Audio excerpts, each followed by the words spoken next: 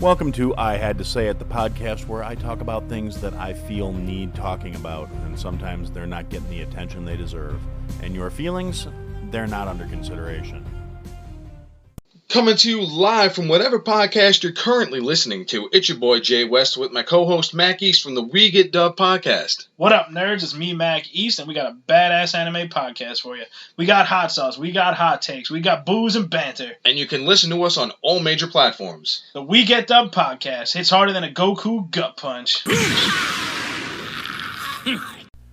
podcast you're about to listen to contains at least one of the following: strong language, disturbing topics, abusive opinions, generally things that aren't appropriate for little kids or overly sensitive people.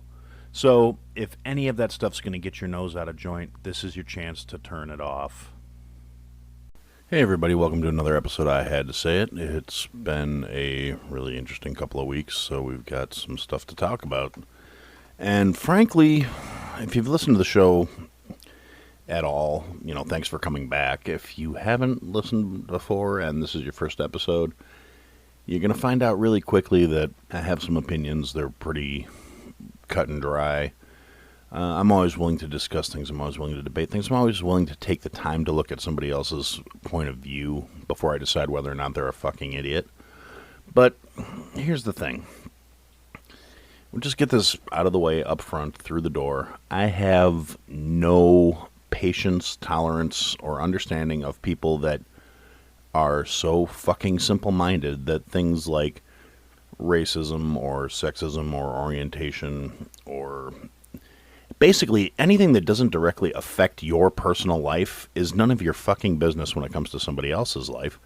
And if you get hung up and all judgy and preachy because something about somebody, particularly if it's something they have no control over, if you hate somebody because of what they look like or who their genetic background is or how they were raised based on factors they have no control over, you're fucking worthless.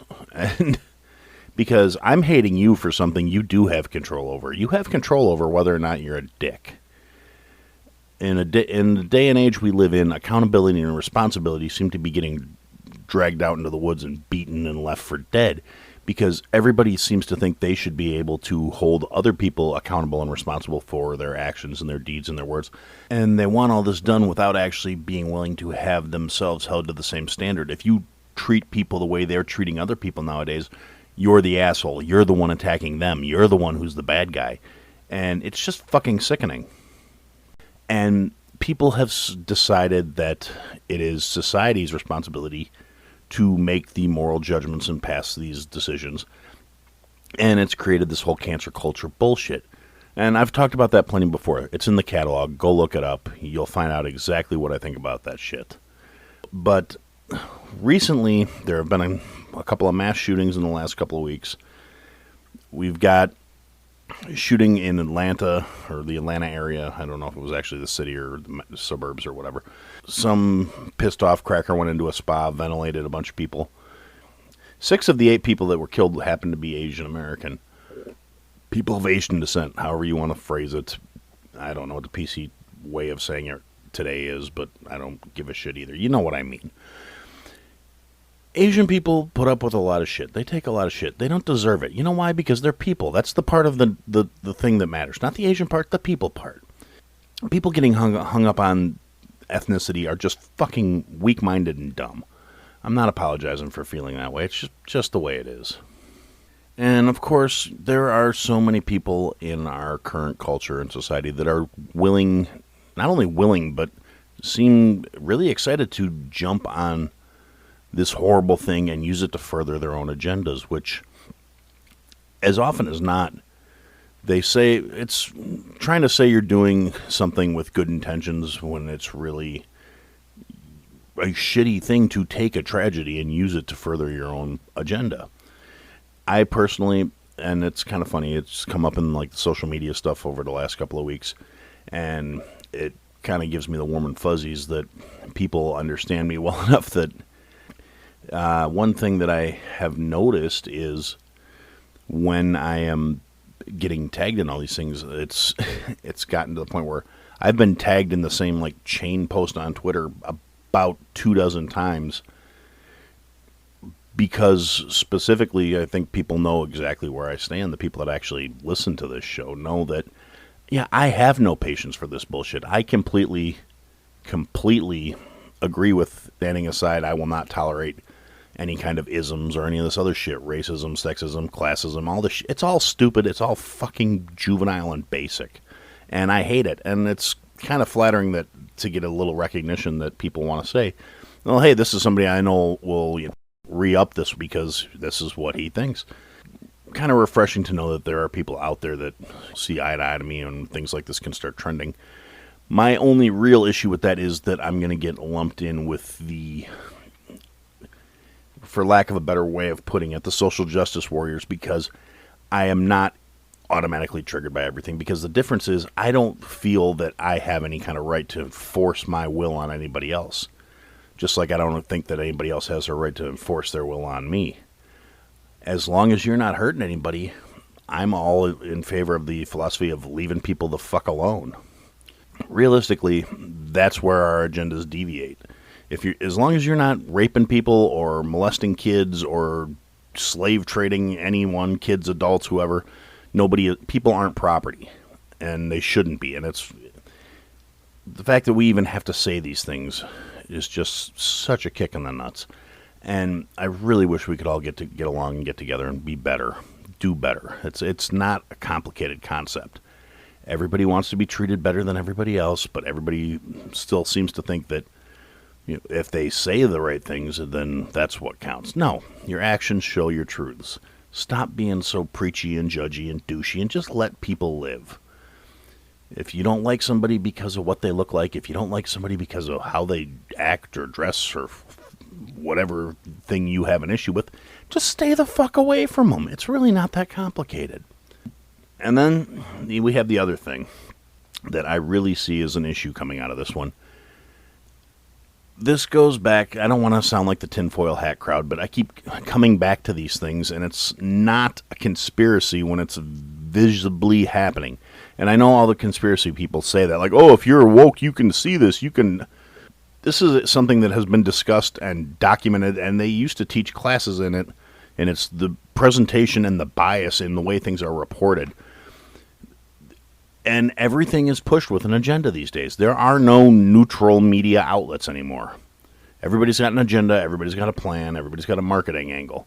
Facts have really gone by the wayside. There's a lot of things with the shooter in Boulder.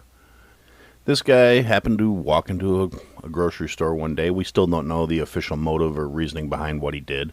And one of the working theories is he had issues with people because he was bullied and picked on when he was growing up for having a Muslim name and being of the Muslim faith.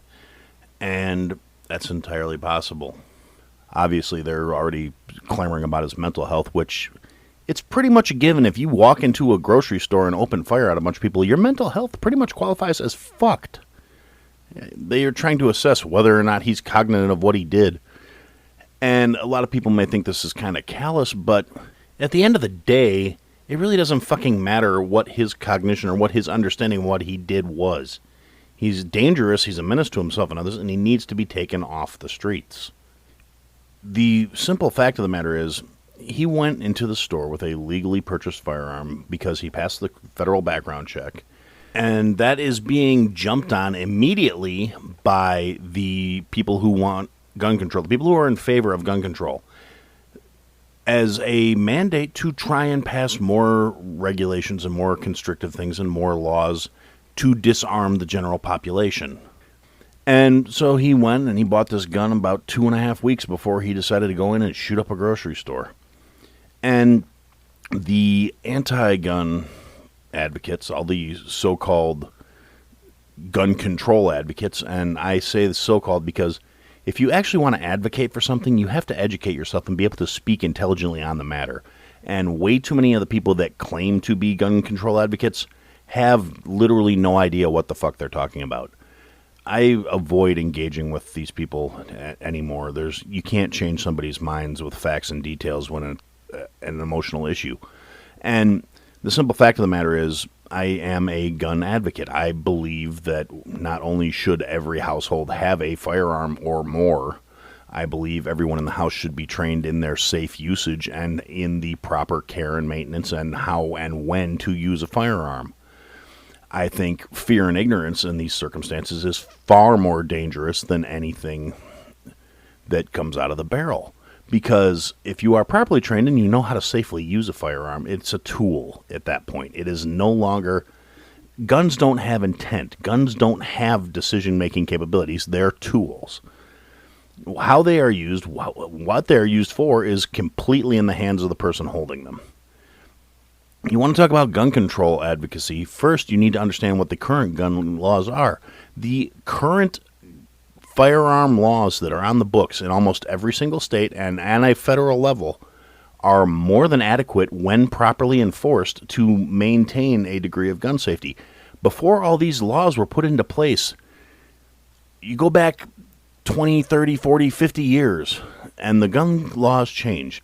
But you go farther back, and if you go looking geographically and regionally, and you go to places in the 40s, the 30s, the 20s, there were guns everywhere. There weren't mass shootings everywhere, except for, like the Prohibition gangsters wiping each other out on the streets and stuff. But that's an entirely different conversation. That's a whole different factor. Guns were way more common in the past, and none of this shit was happening because the guns aren't the problem. And when we have all these people saying, well, what's wrong with common sense gun laws? What's wrong with common sense gun laws is, first off, they don't have anything to do with common sense. Common sense would be dealing with these people. Second off is all the shit people think they're screaming about is already in place. There is a federal background check system, and it is there. And in the day and age we live in, there is literally zero reason why that could not be put online, publicly accessible, other than the fact that the government doesn't want it to be. So John Q. Public can't run a background check. So there's your loophole. People want to bitch about, private transfers and blah, blah, blah. If you're not going to put the tools in place to make the things work functionally, you can't bitch when they don't work. It's not about, protecting the populace. That's everything that these dirtbag politicians are doing in this matter.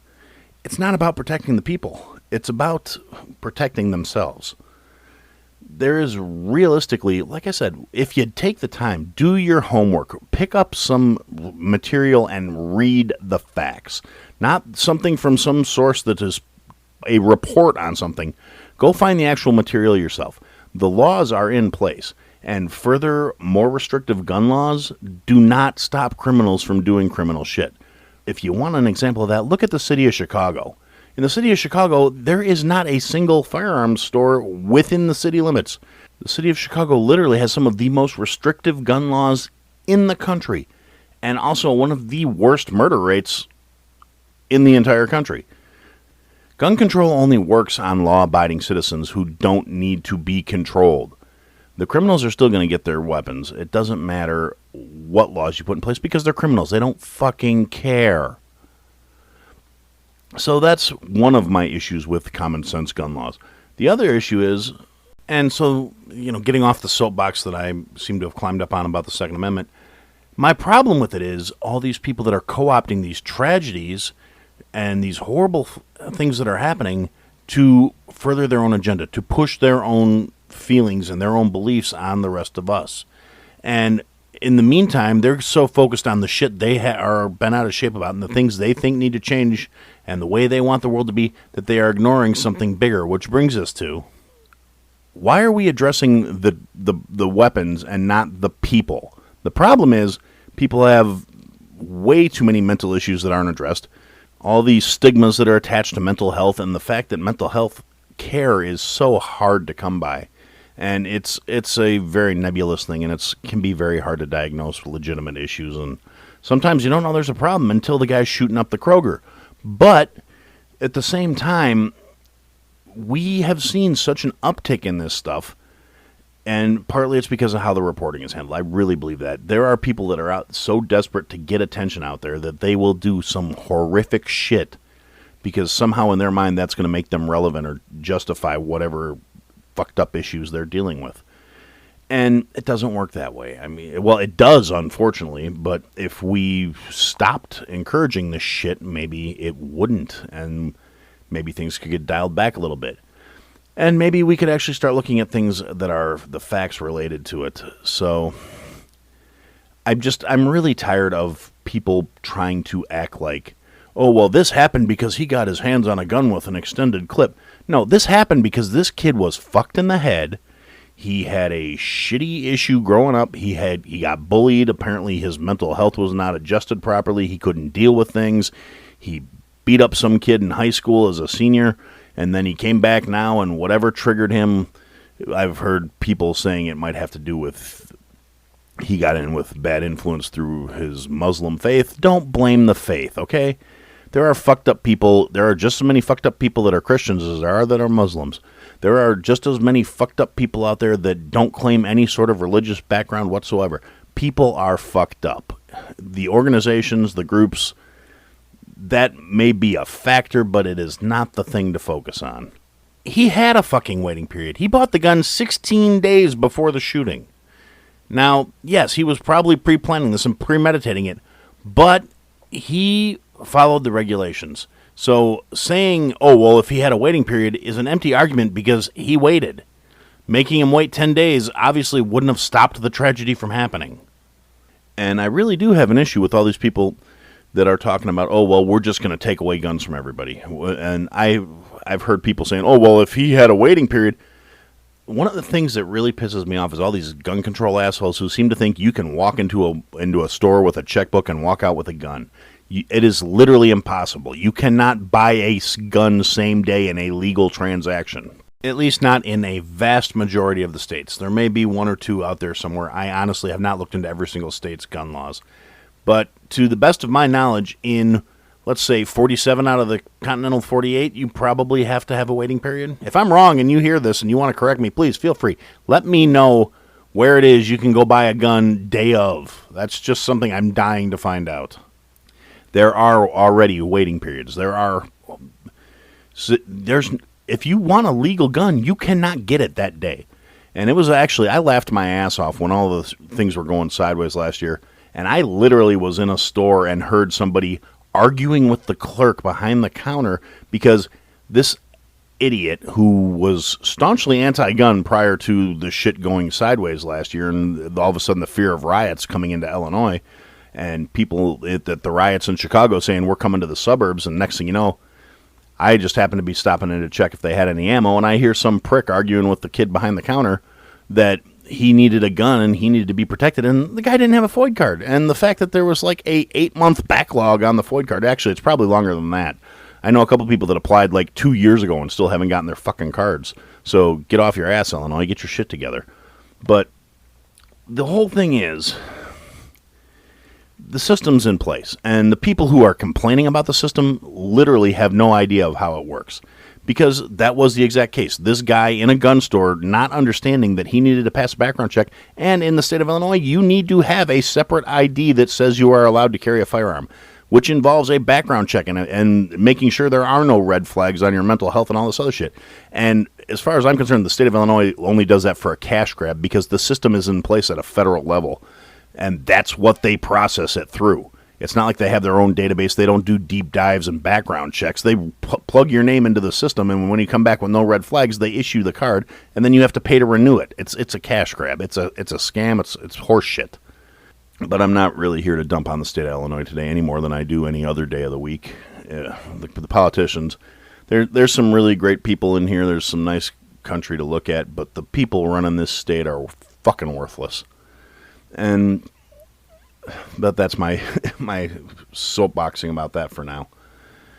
And the thing, like I said, my whole thing is if you want to advocate for something, if you want to preach about something, know what you're talking about. And as far as screaming about, oh, well, where were the so-called good guys with guns?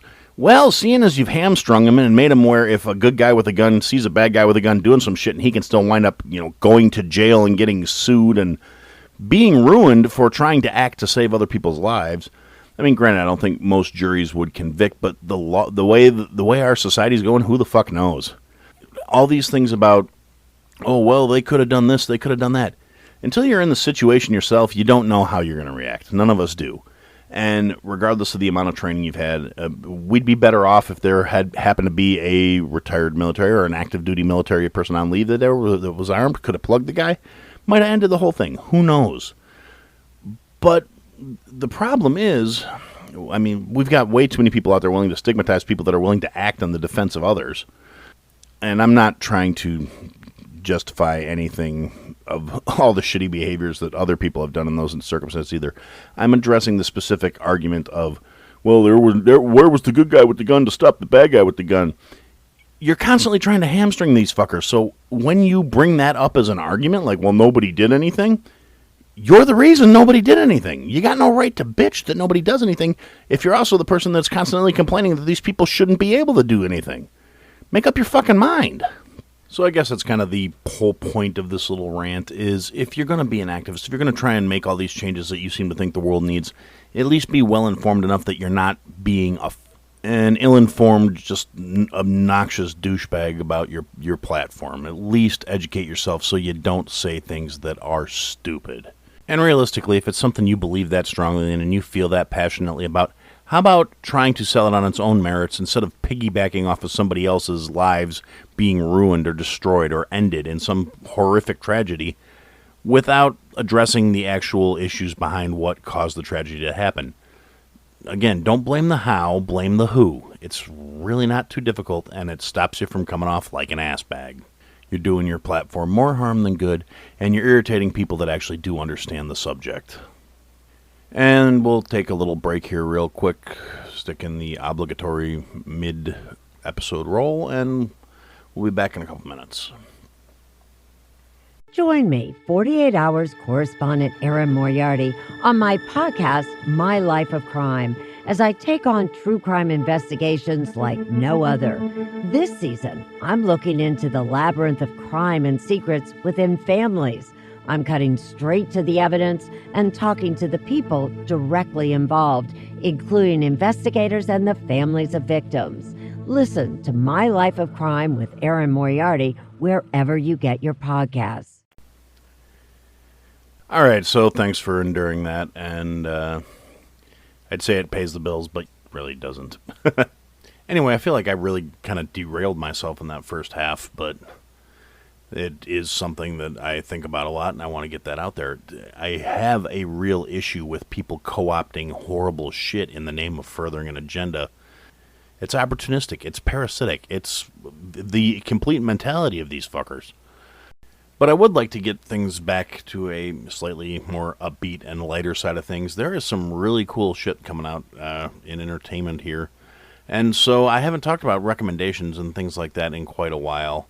I haven't talked about anything lighter or less serious or less shitty because that's just kind of where I've been with things. And I really want to get back to being something that's more about enjoyment.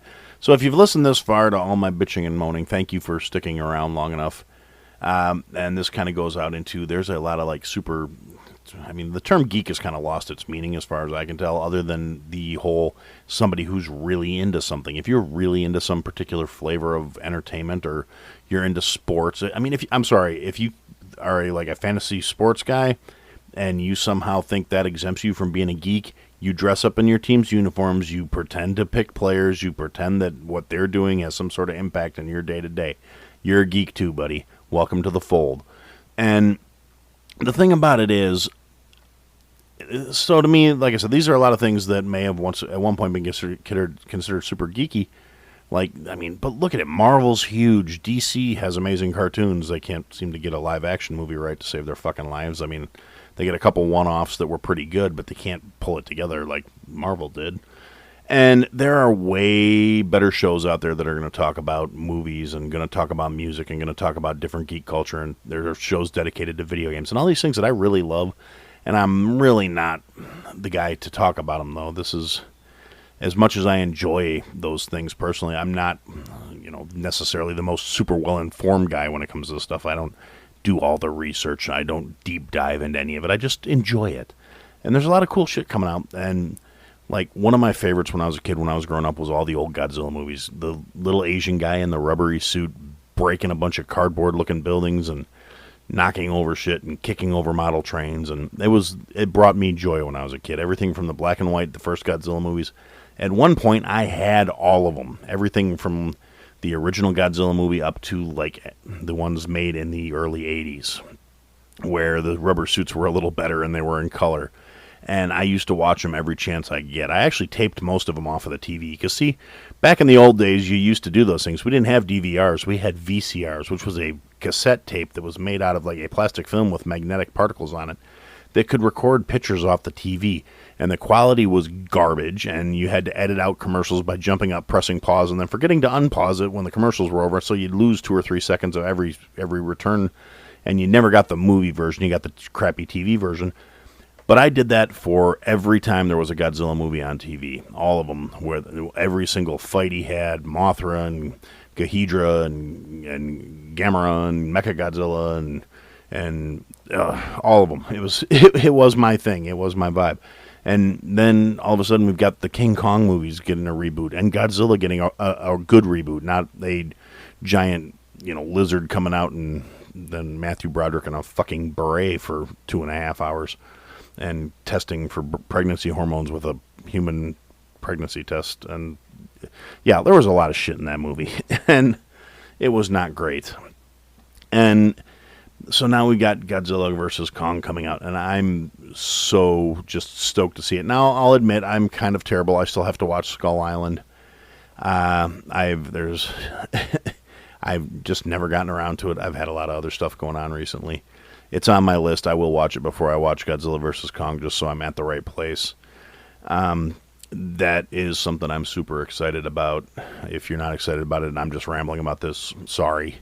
I'm happy. I'm an old fart that feels like a little kid again. And then there's been some really cool stuff coming on with like the WandaVision and Falcon and the Winter Soldier I've been watching. And that's pretty cool. I enjoy that. Watched all of American Gods, the series on Stars. They just wrapped up season 3, which was actually getting back to the book because season 2 was like a huge left turn from the storyline. And they kind of brought it back, and it's getting back to where it needs to be, and it's going pretty good. And I'm excited for it to see how they're going to stretch it out into another season. See where they go with it, because there's still a few chapters left in the original material, so I want to see how they're going to address that. Beyond that, I'm really super excited about Mortal Kombat coming out. Now, the original Mortal Kombat movie wasn't bad for what it was worth. It was not geared to be everything a Mortal Kombat movie needs to be, and the sequel to it was... I watch it, and I giggle when I watch it, but I watch it with the intention because sometimes I will sit down and watch a shitty movie, knowing it's a shitty movie. I go into it because it's a shitty movie. So, I did not care for the second one, particularly because it was good. I liked it because it was awful. And I will occasionally watch it and just make fun of it. But they've got a new Mortal Kombat movie coming out, and while they have deviated a little bit from the original story, they have made it where Liu Kang's not the main character. But it looks just ridiculously friggin' awesome. The CGI is amazing. The characters have their actual powers. There is going to be all kinds of stuff coming up that they couldn't work into the first movies. There's going to be fatalities. They're already talking about somebody gets their heart ripped out. I can't wait to see this friggin' movie. I am sitting around just geeking out over it. And I'm doing it kind of to myself because I know there are certain things where I can't get the wife to sit down and watch them with me, like Godzilla versus Kong, which I'm going to have to watch while she's sleeping or something because she doesn't like to watch my monster beat-em-up movies, and it's showing all the promise of being exactly that, a modern telling of my rubbery monster beat-em-up movies that she knows I love, and she will sit there and watch them with me, but she's never happy when she does it, and I want her to be happy so I don't force the stuff on her. But I'm going to get her to watch Mortal Kombat. I know I am. She's going to watch it because she likes Mortal Kombat. It's one of the few video games I could actually get her to play. I mean, I love my wife dearly, but she and I don't have a lot of common interests when it comes to certain things. And one of those being I love video games, and she thinks it's kind of a waste of time for the most part. I can occasionally get her to play Grand Theft Auto. She seems to think it's funny to run hookers over and stuff like that, like so many of us do. Sometimes you just need to blow off a little stress, and that's a good way to do it as any without going to jail. So, I guess kind of in conclusion, we're kind of coming up on this, I just want to put it out there. There are all kinds of shows. I know I'm constantly saying, go check out all these other indie podcasts. Indie podcasts are not. I know a lot of people that say they don't like podcasts, and I tell them, well, have you checked out these, indie podcasts? Don't go to the big names. Look for things based on subjects you're interested in. Don't look for names you recognize. Look for things with cool descriptions. Because they're passion projects. A lot of us do this just for fun. We're not making money at it. I know a whole lot of people. I know people with some amazingly high-quality shows with amazing production values that are really well-researched, well thought out. They're not like me where it's, a half hour, 45 minutes of rambling every week. It's actual research and put-together cases. Now, granted, there is a massive flux of true crime stuff out there, but there are so many different takes on it. Even if one thing, and I never thought I'd be into the true crime stuff. I can't stand watching unsolved mysteries and shit like that. That's my wife's thing. That's where we don't agree again. She likes that stuff. I've always found it kind of tedious, but I have found true crime programs that take it from a different angle, and they take it with an approach where I actually find myself looking forward to the new episodes every week. And I feel like if somebody like me can get into this stuff, you can find something out there that you're really going to enjoy. You're going to be willing to invest your time in. There are, geek-themed programs out there in literally anything you can imagine. You can find live-played tabletop game shows. You can find live-play Dungeons & Dragons campaigns. You can find people that play video games and tell you what they're doing. And it's kind of like, Twitch without the video.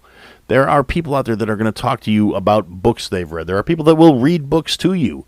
There are podcasts out there that are ASRM noises to help you sleep. There are podcasts out there that are people with soothing voices and calming personalities and demeanors that will read to you to try and help you nod off at night if you have a problem with it.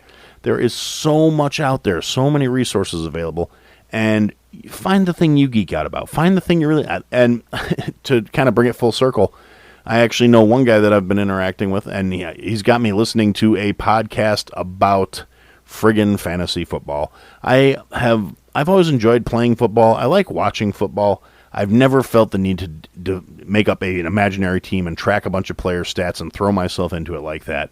And I found a guy just through social networking and meeting other people and decided to give the guy's show a go because I like to support the other indie show creators. And if I find something that I think fits a niche that somebody's going to request, I like to have a little information. I don't like to recommend shit without at least giving it a once-over. And I found this guy who is based out of Australia, and he runs a fantasy football league based on American football. And for fuck's sakes, there's a sentence I never thought I'd be saying because it never occurred to me that somebody on the other side of the planet would be running a fantasy football league.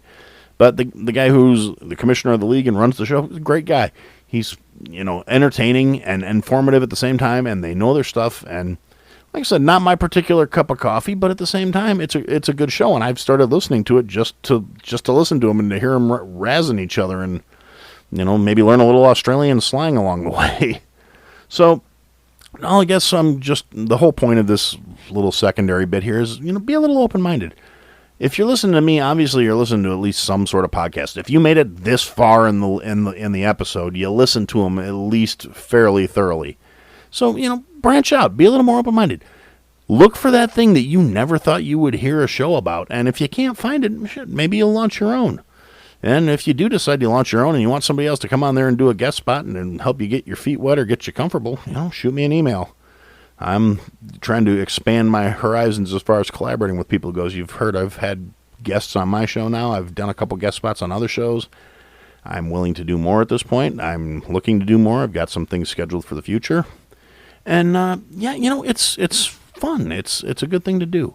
So I guess that's sort of my second half here. Be passionate about what you're passionate about. Share your passions with others. Since we are still on punishment and can't go out and hang out with our friends, get a microphone for $15 and plug it into your smartphone if you don't have a computer and you don't think you can do this stuff because you think that overhead is too high.